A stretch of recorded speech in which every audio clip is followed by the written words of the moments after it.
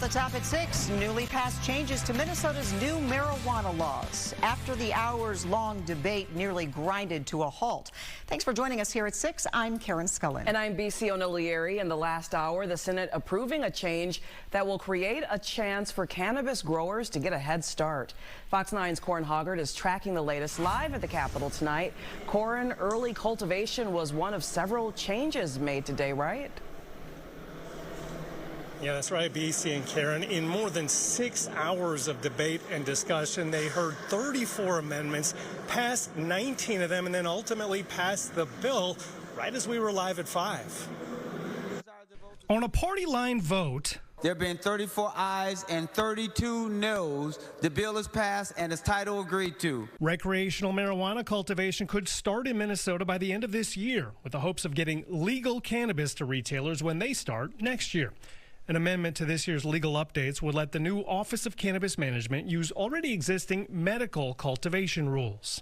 This gives OCM the ability to start that cultivation process, even without starting the retail process. Applications would start by August, but cultivators still need to get local zoning approval. Republicans offered up several changes to the bill, including some that were already rejected last year.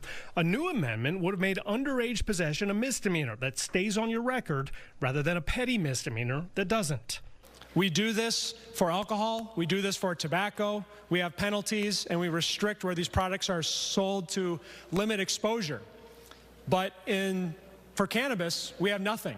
Underage tobacco possession is also a petty misdemeanor, but with alcohol, it's a Class B misdemeanor.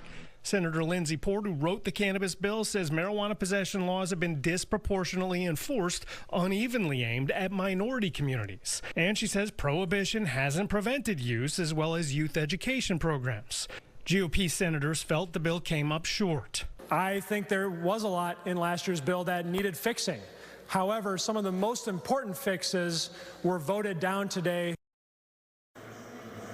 And Republicans actually did get some amendments passed, including one that allows cities and counties to open their own municipal cannabis shops, even if their area has already maxed out the normally allowed number of licenses. Live at the Capitol, Corin Hoggard, Fox 9.